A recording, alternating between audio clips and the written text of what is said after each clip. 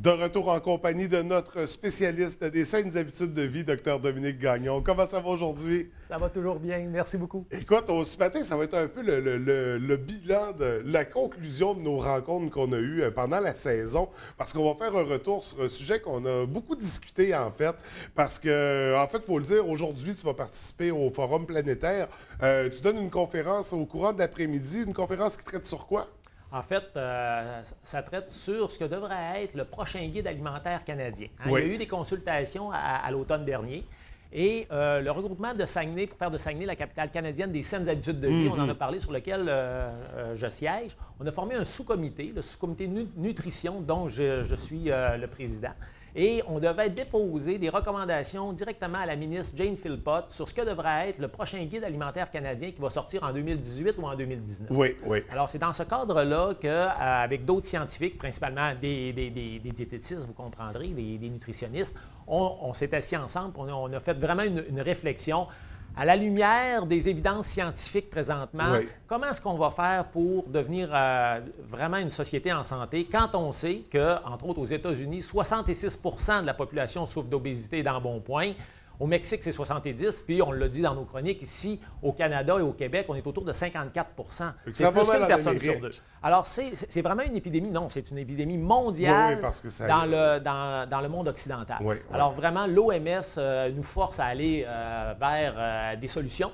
Et les solutions passent nécessairement par l'alimentation. Oui. C'est vraiment la base. Quand on parle d'obésité, oui, l'activité physique, c'est important. Tout est important. Quand on parlait des 4 piliers des saines habitudes de vie, tout est important. Mais quand on parle spécifiquement d'obésité, de diabète, de maladies cardiovasculaires, à ce moment-là, et de cancer aussi, on a annoncé ce matin à la radio qu'une personne sur deux allait recevoir un diagnostic de cancer au cours de sa vie. Ça vient d'être annoncé ce matin. Donc, tout ça, c'est relié principalement à notre alimentation qui, depuis une trentaine d'années, est carrément déficiente. Oui, oui. Et là, c'est ce qu'on va parler. Donc, l'alimentation qui est à la base de tout. On revient donc sur la proposition du guide alimentaire. On a parlé beaucoup du guide alimentaire canadien cet automne. D'ailleurs, on soulignait des incohérences dedans. Je me souviens, entre autres, de la charcuterie à côté du poisson frais qu'on mettait sur un pied d'égalité, un produit transformé versus un... Le jus à côté d'une orange. Ben, tout à fait. Il y avait des incohérences. Là, ce matin, on a une proposition d'un guide alimentaire amélioré.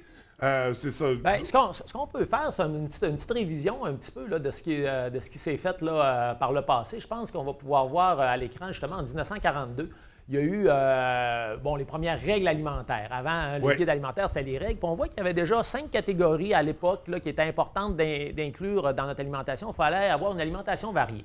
Après ça, on est tombé en 77. Si on peut voir, et voilà, où est-ce que, là, notre génération, on connaît un peu cette espèce de soleil-là, on s'en souvient. Là, de 5 groupes, c'est tombé à 4 groupes alimentaires, tout ça. Donc, on disait aux jeunes, il faut que vous mangiez les 4 groupes alimentaires. Après ça, ça a évolué. En 1992, on a pris le concept arc-en-ciel parce qu'on a dit qu'il y a des groupes alimentaires qui sont plus importants que les autres. Oui. On a dit, il faut d'abord, on voit en importance, il y a beaucoup plus de pain et céréales, fruits et légumes, lait, produits laitiers, puis les viandes ensuite. Et là, cet ordre d'importance-là a complètement changé aujourd'hui. A changé en 2007, à ce moment-là. Ça a changé, pas tant que ça. On a encore l'arc-en-ciel, mais on s'est rendu compte que les légumes étaient évidemment là, en importance, là, et prenaient la première place, suivi des pains céréales, produits laitiers et les viandes par la suite. Oui. Et en 2016 ou en 2018, qu'est-ce qui va arriver? On s'inspire de 2016, il y a eu le rapport sénatorial, on devrait voir à l'écran. Oh, on est perdu. OK. Donc, le rapport sénatorial. OK, donc je vais en parler. Il y a eu un rapport sénatorial qui a été déposé sur l'obésité. Oui. Et puis, qui a fait vraiment là, des constats plutôt alarmants là, sur où est-ce qu'on en était rendu. Puis on vient d'en parler, toutes les maladies. Et la phrase clé de ça, on le voit là en ce moment. Alors, le rapport sénatorial de 2016. Et le constat principal, j'aimerais qu'on l'indique, le voici. Le comité sénatorial a statué que les guides alimentaires canadiens publiés au cours des 30 dernières années se sont révélés au mieux inefficaces et au pire contributoires aux vastes problèmes de santé publique que représentent les maladies chroniques, liées à l'alimentation. Et là, on parle principalement, on en a parlé tantôt, de diabète, on parle de maladies cardiovasculaires, on parle de cancer, une personne sur deux. Alors, on parle d'obésité. On parle d'obésité, évidemment. Ouais. Donc, c'est directement ça. C'est notre gros défi comme collectivité au niveau de la santé. Il ne faut pas oublier qu'on a dépassé 50 de notre budget global de la province en santé. Au-delà de 35 milliards qui est dépensé. C'est beaucoup, beaucoup d'argent. Alors, c'est notre défi collectif en ce moment de dire, regarde, on prend notre santé en main et ça passe principalement par l'alimentation. Oui. Le guide alimentaire en ce moment, ça ne marche pas. Parce qu'en fait, ça prend un groupe de personnes qui n'est pas lié à l'industrie alimentaire, puis lié à ci, puis lié à ça, pour justement être libre de... Parce qu'on sait, on pense à l'industrie laitière, par exemple, qui est une grande industrie en Amérique du Nord, très présente. Je sais que dans les nouvelles visions, on élimine un peu le produit laitier, on en conserve, là, le fromage et tout, mais on diminue les portions. C'est sûr que c'est des chocs dans le monde. Alors, notre comité s'est penché sur ça, justement, puis regardez vers quoi on irait, et on arrive avec 10 recommandations. Alors, peut-être qu'on peut poursuivre un petit peu là, certaines recommandations. Ça, c'est les recommandations qu'on voit en ce moment, les recommandations du comité sénatorial, qui, eux, disent, écoutez, ça prend une approche qui est beaucoup plus fondée sur les repas plutôt que les nutriments, dire tant de vitamines, tant de minéraux. Non. C'est les repas qui sont importants. Mettre l'emphase, et ça, comment est-ce qu'on l'a dit de fois à ton émission, ici, mettre l'emphase sur les aliments frais et entiers. On élimine le transformé. Et limiter, ça c'est l'autre après, le corollaire de ça, limiter la consommation d'aliments hautement transformés, c'est la clé. C'est vraiment, s'il y a une chose à retenir de la conférence que je vais donner cet après-midi, et le message, limitons les aliments hautement transformés. Il faut vraiment les transformer soi-même à la maison si on veut avoir vraiment une saine alimentation. Le guide alimentaire brésilien va vraiment, en ce sens-là, il est un peu un pionnier international pour ça. Et rappelez l'importance, le plaisir de préparer, de partager un repas, ça c'était assez essentiel aussi. Oui, tout à fait. Évidemment, on s'est inspiré là, aussi de toute la revue là, scientifique, entre autres l'Assiette de santé Harvard, qui reprend un petit peu là, ce que je vais vous présenter là, ce matin. On la voit bien là. Alors ça, c'est par l'Université de Harvard à Boston depuis des décennies maintenant, qui planche là-dessus. Ils se sont dit, qu'est-ce que serait là, vraiment la saine alimentation? Et on veut le représenter de façon visuelle. Alors, au lieu d'aller vers les arcs-en-ciel, les pyramides, on dit, pourquoi pas de prendre l'assiette? L'assiette, là, c'est ce qu'on mange dans quoi? On mange dans une assiette. Et si vous regardez ça, on a mis le verre d'eau. Comment c'est important de boire de l'eau? Ce n'est pas un verre de jus qui est là, vous avez remarqué, ce n'est pas un verre de lait non plus, c'est un verre d'eau.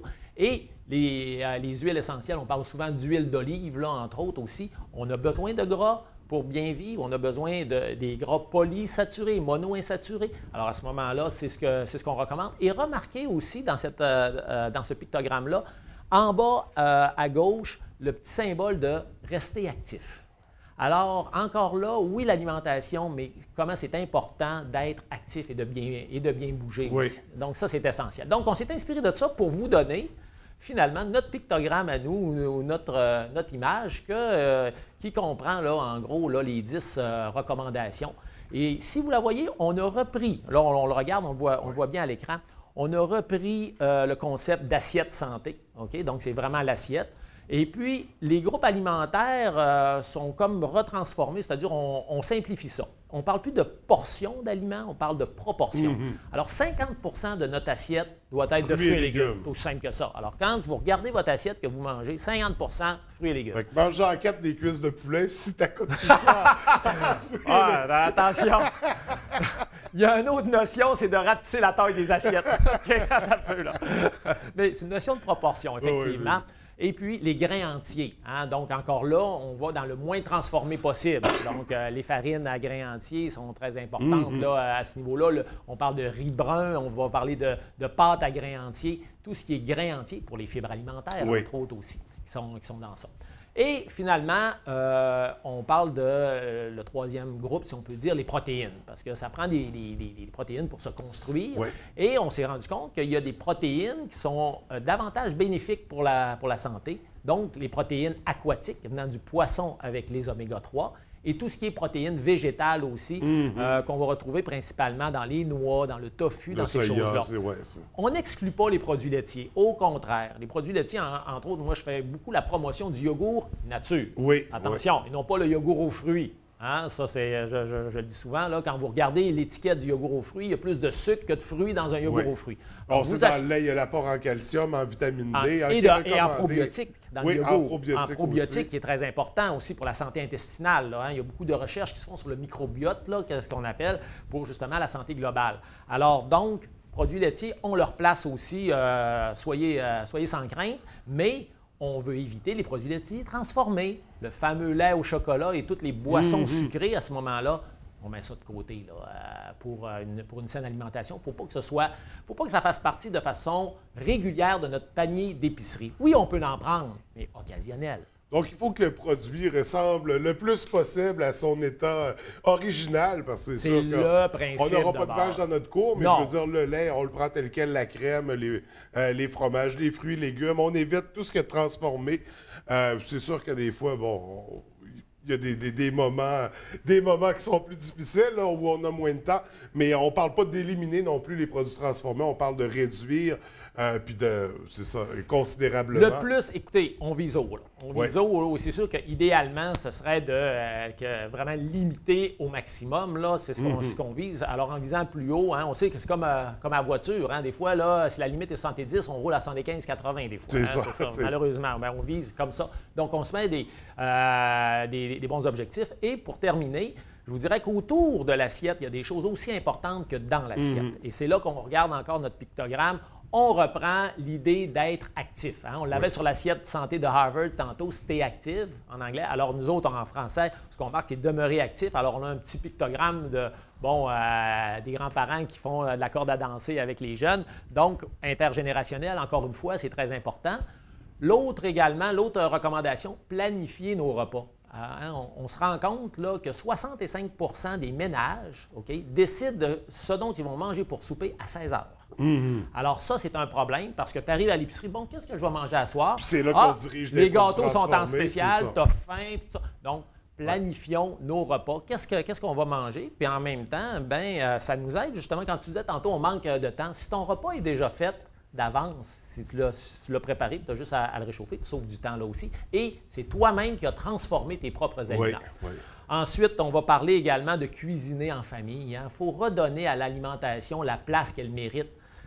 Il ne faut pas oublier que l'être humain, là, si on est rendu où est-ce qu'on est aujourd'hui, à travers toutes les époques, c'est qu'on a passé beaucoup de temps à cueillir nos fruits, à aller chasser, à bouger, à être actif pour notre alimentation. C'était le centre de notre activité. Aujourd'hui, là, on ne passe plus de temps à s'alimenter. On prend tout fait d'avance et on a les problèmes qu'on a aussi. On en a comme hérité. Oui. Alors, il faut redonner à l'alimentation la place qu'elle mérite. Il faut montrer à nos enfants à cuisiner, à mélanger les ingrédients. Et tu as des jeunes enfants, j'en ai aussi. Alors, comment c'est plaisant de faire cette activité-là en famille? Tout à fait. Il faut se garder du temps pour ça. Manger lentement. OK? On a enlevé le concept également de portions alimentaires. Parce que quand on demandait aux gens, le guide alimentaire, c'est combien les portions de fruits et légumes qu'il faut manger? C'est combien les portions de viande ou de produits laitiers? Seulement 8 étaient capables de donner la bonne réponse. Tandis que diviser l'assiette, c'est beaucoup plus simple. Alors là, les portions, on enlève ça, mais on dit, ce qui est important, c'est les proportions, on a parlé tantôt, et de manger lentement parce qu'on a des signaux de satiété en dedans de nous. Mais si on s'empiffre rapidement, on n'écoute pas ces signaux-là, ce qui fait en sorte qu'on mange, et l'apport calorique étant trop grand, c'est là qu'on rentre dans les problèmes d'obésité et tout ce qu'on a parlé là, tout à l'heure. Donc, des recommandations très intéressantes. Pour en savoir plus, il faut participer à la conférence cet après-midi. Ça a lieu quand et où exactement? En fait, c'est toute la journée. Hein, ce matin, là, ça commence à 8h30, c'est à l'UQAC. Et cet après-midi, les conférences sur l'alimentation vont avoir lieu au cégep de Chicoutimi. Alors, oui, effectivement, j'invite les gens là, vraiment à être à l'affût de ces prochaines recommandations-là qui vont sortir. Et si vous ne pouvez pas venir au Forum planétaire, c'est certain que d'ici 1 an ou 2, quand le prochain guide alimentaire canadien officiel va sortir, vous aurez pu dire qu'à TVDL, on en a parlé. C'est ça. On est avant-gardiste. Écoute, merci beaucoup. Je te souhaite une superbe conférence, un bel été aussi. Puis j'espère qu'on se revoit à compter de l'automne. Merci, François. Merci, bonne journée. Salut, bye-bye.